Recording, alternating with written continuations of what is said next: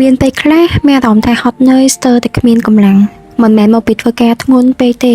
ប៉ុន្តែមកពីអ្នកកំពុងតែចំណាយថាមពលគូក្បាលនិងពេលវេលាទៅគិតខ្វល់ខ្វាយនិងព្យាយាមគ្រប់គ្រងរឿងរ៉ាវរបស់អ្នកដទៃ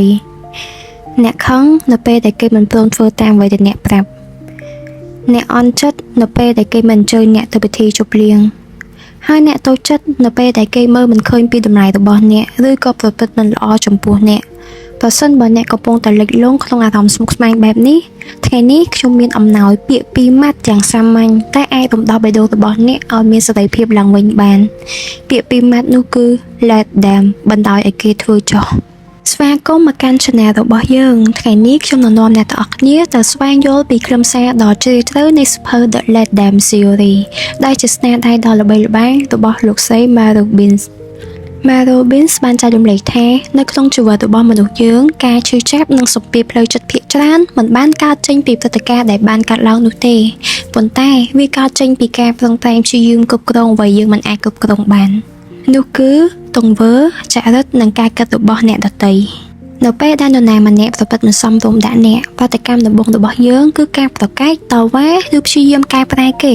ប៉ុន្តែ Let Them Series បានប្រាប់យើងថានៅពេលអ្នករៀននិយាយពាក្យថាបណ្ដោយគេធ្វើចុះ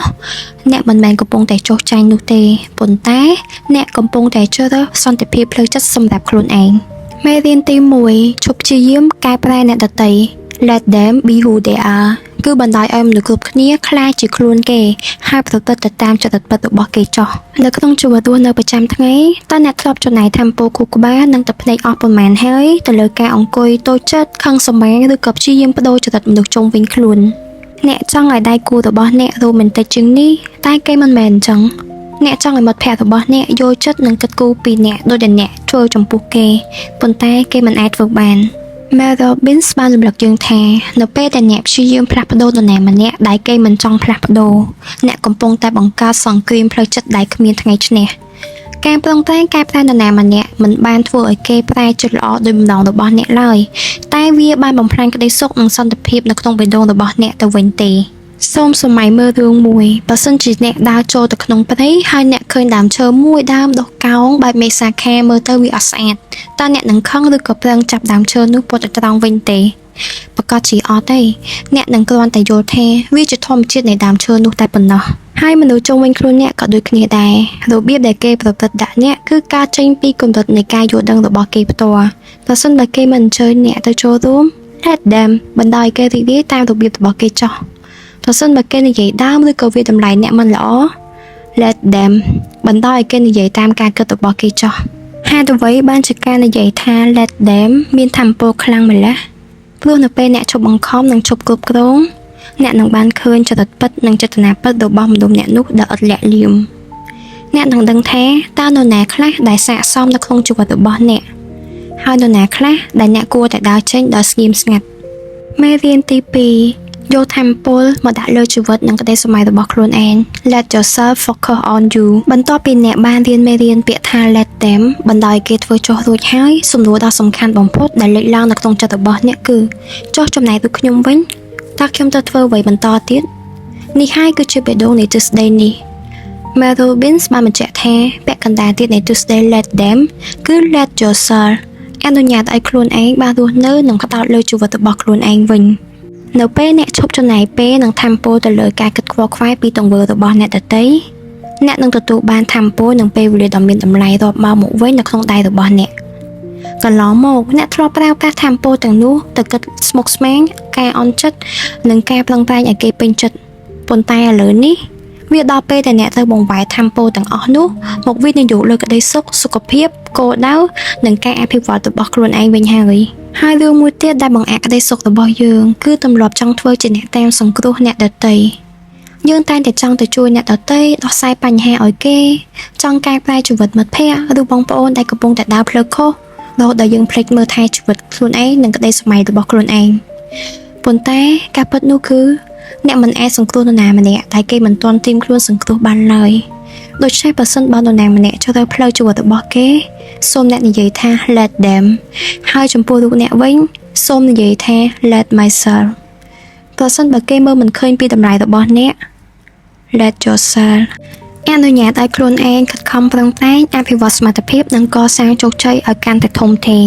បើគេមិនស្រឡាញ់មិនឲ្យតម្លៃលើបេះដូងរបស់អ្នក Let yourself អនុញ្ញាតឲ្យខ្លួនឯងធ្វើជាមនុស្សដំបូងដែលស្រឡាញ់និងផ្ដល់តម្លៃឲ្យខ្លួនឯងព្រោះតម្លៃរបស់អ្នកស្ថិតនៅក្នុងខ្លួនអ្នកផ្ទាល់សាប់រួចទៅហើយមេរៀនទី3កំណត់ព្រំដែនការពារខ្លួននៅពេលដែលអ្នកស្ដាប់មកដល់ចំណុចនេះអ្នកប្រហែលជាមានសំណួរមួយថាចុះបើគេមកធ្វើបាបឬរំលោភសិទ្ធិខ្ញុំតើខ្ញុំត្រូវអង្គុយស្ងៀមនិងនិយាយថា let them ទៀតឬ Mel Robbins បានបញ្ជាក់យ៉ាងច្បាស់ថាគឺដាច់ខាតគឺទេ Let them sorry មិនមែនជាការបណ្ដោយឲ្យខ្លួនឯងខ្លាចជាជនរងគ្រោះឬអនុញ្ញាតឲ្យអ្នកដទៃមកជន់ឈីជីវិតនិងកិត្តិយសរបស់អ្នកឡើយមានភាពខុសគ្នាធំណាស់រវាងការបណ្ដោយគេធ្វើជាខ្លួនគេចោះនិងការបណ្ដោយឲ្យគេធ្វើបាបអ្នកទស្សនៈនេះជួយអ្នកមើលឃើញចរិតពិតរបស់គេបានច្បាស់ដើម្បីអ្នកអាចកំណត់ព្រំដែនការពារខ្លួនឯងឲ្យបានត្រឹមត្រូវប្រសិនបើនរណាម្នាក់និយាយមើលងាយឬធ្វើមិនគួរសមដាក់អ្នកមិនចាំបាច់ទៅប្រកែកឬសងសឹកឡើយចំពោះទង្វើរបស់គេ let them បណ្ដោយគេបង្ហាញទិដ្ឋិរបស់គេចោះប៉ុន្តែចំពោះប្រតិកម្មរបស់អ្នកវិញអ្នកមានសិទ្ធិពេញលេញក្នុងការដើរចេញឬកាត់បន្ថយការទំនាក់ទំនងជំនួសឲ្យការសួរថាហេតុអ្វីបានជាគេធ្វើអញ្ចឹងដាក់ខ្ញុំសូមសួរខ្លួនឯងថាឥឡូវនេះខ្ញុំបានឃើញចរិតពិតរបស់គេហើយតើខ្ញុំគួរទុកមនុស្សបែបនេះនៅក្នុងជីវិតរបស់ខ្ញុំទៀតដែរឬទេចងចាំថាអ្នកមិនអាចហាមឃាត់មនុស្សខាងក្រៅមិនឲ្យប្រឡាក់ភក់បានទេតែអ្នកមានសិទ្ធិពេញលេញក្នុងការមិនបើកទ្វារឲ្យគេដើរចូលក្នុងផ្ទះរបស់អ្នកមកដល់ចំណុចនេះខ្ញុំសង្ឃឹមថាចិត្តរបស់អ្នកកំពុងតែមានអារម្មណ៍ថាស្រឡះនិងស្ងប់ស្ងាត់ជាងមុនថ្ងៃនេះសូមចងចាំមេរៀនដ៏មានតម្លៃទាំង3យ៉ាងនេះទុកនៅក្នុងចិត្តទី1 Let them be who they are បណ្ដោយគេធ្វើជាគេចុះឈប់ចំណាយពេលកែប្រែឬតវ៉ាជាមួយមនុស្សដែលមិនចង់ប្រែប្រួលទី2 Let yourself focus on you អនុញ្ញាតឲ្យខ្លួនឯងយកថាមពលទាំងអស់មកកសាងក្តីសុខអាជីវកម្មសុខភាពនិងគោលដៅជីវិតរបស់ខ្លួនឯងវិញទី3 Protect your peace កំណត់ព្រំដែនការពារខ្លួនឯងដោយភាពស្ងប់ស្ងាត់នៅពេលដែលអ្នកហ៊ាននិយាយពាក្យថា let them ដោយស្មោះចេញពីបេះដូងអ្នកនឹងដឹងថាសេរីភាពពិតប្រាកដមិនមែនជាការគ្រប់គ្រងពិភពលោកទាំងមូលនោះទេប៉ុន្តែជាការគ្រប់គ្រងផ្លូវចិត្តនិងអារម្មណ៍របស់ខ្លួនឯងទៅវិញ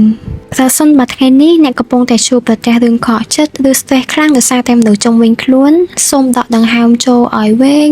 រួចញញឹមដាក់ខ្លួនឯងប្រាប់ខ្លួនឯងថាមិនអីទេបណ្ដោយឲ្យគេធ្វើចោះចាប់ពីពេលនេះតទៅខ្ញុំនឹងជ្រើសរើសសន្តិភាពផ្លូវចិត្តសម្រាប់ខ្លួនឯង